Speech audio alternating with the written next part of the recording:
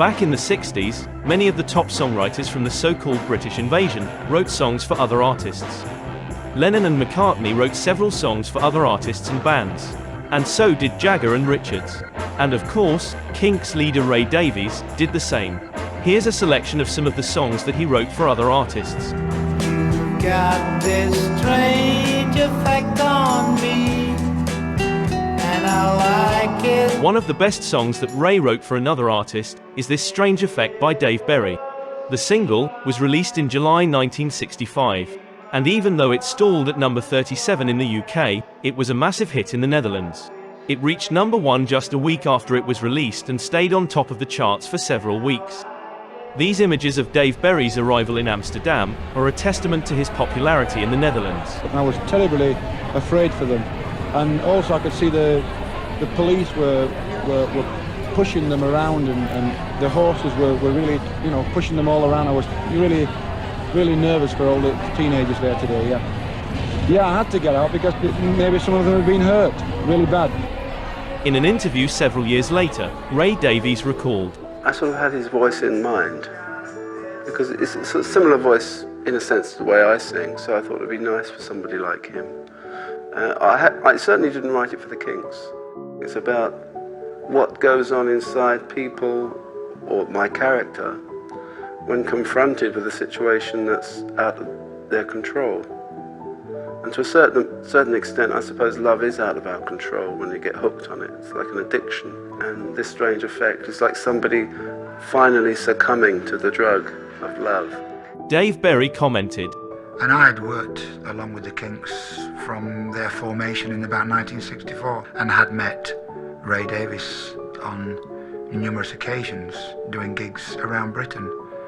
I always felt that he had a similar slow, deadpan delivery vocally that I had, and he obviously felt the same thing, and he just came along backstage one night at the television studios and said, have a listen to this. I suspect that Dave is a slightly better singer, and he got into the whole mood of it, and didn't really hit the note until the last minute. So he's a good interpreter of the song, I think. And sometimes it doesn't always mean you're a great singer because you can hit all the perfect notes. It's whether you can interpret things properly. He's a very good interpreter. But some songs are written for a sound. And even my little demo I made in the studio has that quality of, has a kind of a mist to it. And I think that's a lot to do with recording in the old sense using tape. And the amount of distortion you can get on tape, but the atmosphere. Yeah? It's a very impressionistic way of making records. But right from the word go, I thought Strange Effect should have to have an atmosphere to it. And I think that can only really come about using tape, physical tape, rather than using digital sounds.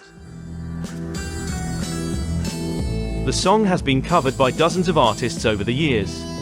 In the 60s, the song was even adapted to several different languages.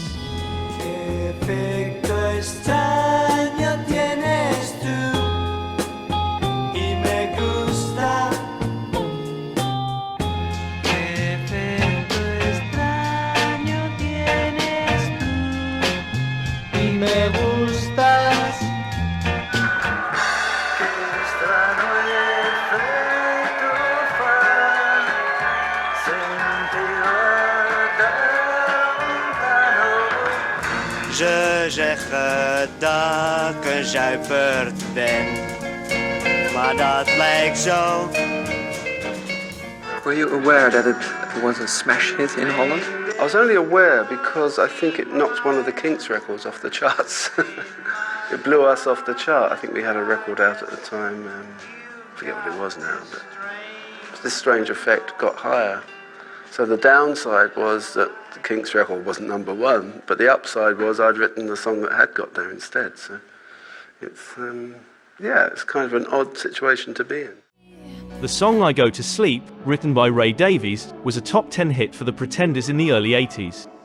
However, the tune had already been covered by several artists in the 60s. Ray originally wrote the song in 1965.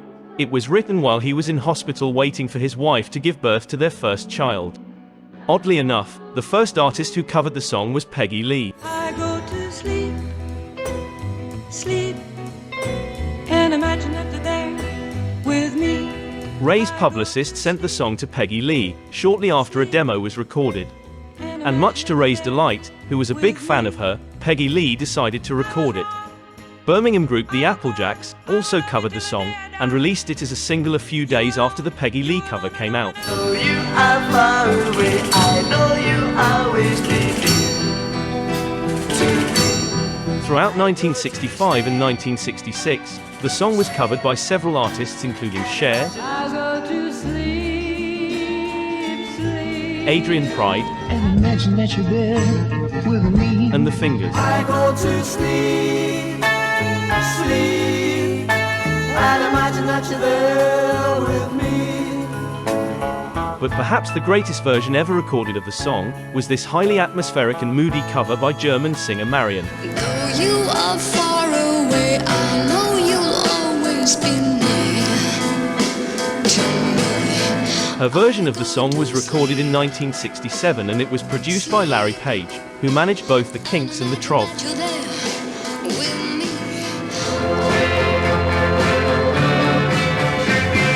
When I'm with that girl of mine, feel like the king of the world. Leapy Lee, who scored a major hit in 1968 with the song Little Arrows, covered this Ray Davies track in 1966. The single was recorded at IBC Studios in London, and it featured two Kinks as Leapy Lee's backing band. Dave Davies was on guitar and Pete Quaife on bass. The backing vocals were provided by two members of Goldie and the Gingerbreads. Leapy Lee's vocals were quite different from Ray's, but the song was 100% Kinks. Leapy Lee spoke to the melody maker. The singer commented, "I made a single for Pi called It's All Happening, and I followed it up with King of the Whole Wide World by Ray Davies. Then, Ray wrote Sunny Afternoon for me, but it turned out so well that the Kinks decided to do it themselves. As a consolation, he wrote Dandy for me, but Herman wanted it for America." The single didn't chart, and Leapy Lee would have to wait until 1968 in order to get his first and last taste of success with Little Arrows, his first and last hit single. Emptiness for me. Now you're gone, and there's nothing left. It mustn't show, but I know. Another band that recorded a Ray Davies song was the Honeycombs. Emptiness appeared on their second album All Systems Go, and just like all their recordings, it was produced by Joe Meek. The Honeycombs scored a major hit in 1964 with the song Have I the Right. But by 1965, they were facing a major decline in popularity, mostly due to the fact that their music was already considered outdated. But this wasn't the only Ray Davies track that they recorded. A few months prior to releasing their second album, the Honeycombs had already released a cover of Something Better Beginning by the Kinks as a single. Is this the start of another heartbreaker or something better beginning?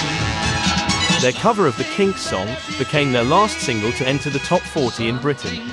It stalled at number 37. And I don't care if the sun don't shine, as long as I can see that girl of mine. Teen idol Bobby Riddle had several hits in the early 60s, and some of you may remember him as Anne Margaret's boyfriend in the film Bye Bye Birdie.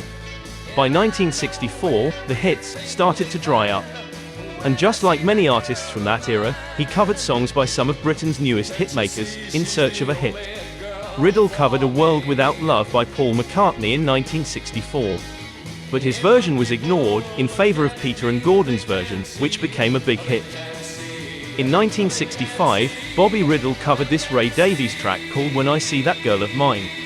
Even though the song was featured on the Kinks' Controversy album, Riddle's version was released a month before the Kinks album hit the streets.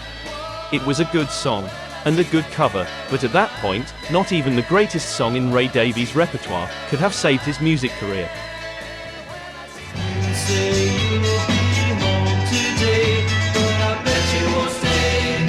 I bet you won't stay. American band The Cascades faced a similar challenge as Bobby Riddle.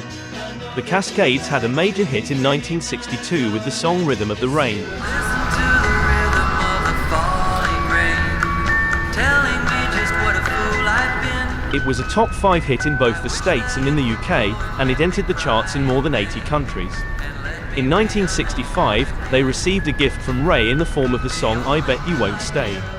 It was an excellent song, and the musicians on the recording included the Wrecking Crew, always a mark of quality. But it failed to resurrect their career. The Cascades covered another Ray Davies track a couple of years later. There's a New World Opening for Me was recorded in 1967, and the Cascades even appeared on the film Catalina Caper performing the song. There's a new world just opening for me. The band had a few minor local hits throughout the 60s, but they were never able to replicate the success of Rhythm of the Rain. The group broke up in the early 70s.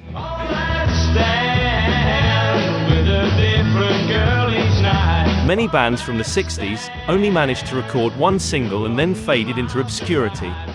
The Thoughts are one of these bands. The British band released their first and last single in September 1966. The A-side was a Ray Davies composition called All Night Stand. The sound was reminiscent of many of the mod bands that were emerging in Britain at the time. The song was well received by the music press, and the band even appeared on French television promoting the song. But despite getting some airplay on pirate radio stations, the song never charted. Oh yeah, one fine day. I said, oh yeah, one fine day. And last but not least, as a bonus track, here's a killer song that Ray's brother Dave Davies wrote for another artist. One Fine Day by Shel Naylor was released in March 1964, and it featured some killer guitar sounds by Jimmy Page. Future Led Zeppelin bassist John Paul Jones also played bass on the track. And Bobby Graham, another top British session musician, played drums. Considering this was released as early as March 1964, it's safe to say it's probably one of the wildest British records released that year. Hard to believe that Shel Naylor was the same guy that later in 1972 recorded the song Mouldy Old Dough as a member of the band Lieutenant Pigeon. And it's even harder to believe that his mum was also a member of the group.